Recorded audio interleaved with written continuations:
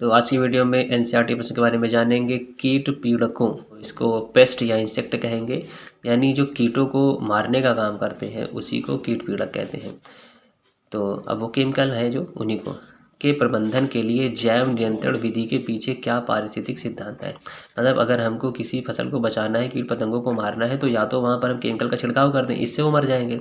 लेकिन यहाँ पर वो कह रहे हैं जैव नियंत्रण, मतलब यानी हम किसी केमिकल का इस्तेमाल ना करें, बल्कि किसी जीव का ही इस्तेमाल करें, किसी जीव के ज़रिए ही उसको ख़त्म करें।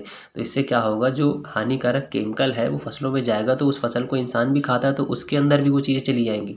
इसलिए केमिकल से बच करके हम दूसरी टेक्निक अपनाएं, मतलब जीवों का ही इस्तेमाल करें उस जीव को मारने के लिए। तो इससे क्या है, केमिकल्स उसमें ज़्यादा रहेंगी नहीं और इंसान को भी वो फसल नुकसान नहीं पहुंचाएगी।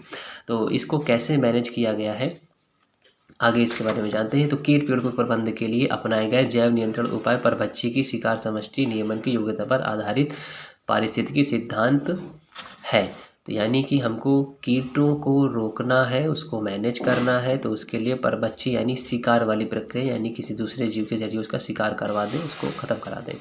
तो इससे वो कीट जो जीव है वो ख़त्म हो जाएगा और हमारी फसल भी ख़राब नहीं होगी। तो जैसे यहाँ पे उदाहरण में कह रहे हैं कि ऑस्ट्रेलिया में क्या है, नागफनी को नियंत्रित करने के लिए, मतलब नागफनी की आबादी ज़्यादा ना हो, इसके लिए एक प्रकार के परभक्षी शलभ का यूज़ किया जा रहा है। ये जो शलभ का यानी जो कीट पतंगा है, जिसका नाम है कैक्टोब्लास्टिस कैक्टोरम, ये क्या करता है, ये उस नागफनी की ग्रोथ को ज़्यादा नहीं होने देता, उनको ये खाने का काम करता है एक प्रकार से हम कहें।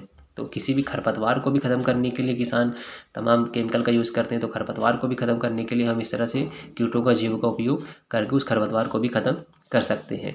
तो यहाँ पर ऑस्ट्रेलिया में इसका यूज़ किया जा रहा है, इसको नागफनी को ख़त्म करने के लिए। इस प्रकार कीटों के परजीवियों या रोगजनकों का भी प्रयोग किया जाता है। तो इसी तरह से हम किसी कीट के परजीवी, यानी किसी कीट के अंदर कोई जीव रहता है तो हम उस परजीवी का भी यूज़ कर सकते हैं कि वो उस परजीवी को उसके अंदर डाल दें तो वो उसको ख़त्म कर देगा, या उसको बीमार करने वाले किसी जीव का हम इस्तेमाल कर लें, उसको उसके बॉडी में डाल दें तो उससे वो ख़त्म कर देगा। तो कुल मिलाकर के जीव के द्वारा ही जीव को नष्ट करने का काम किया जा रहा है और फसलों को सुरक्षित रखा जा रहा है।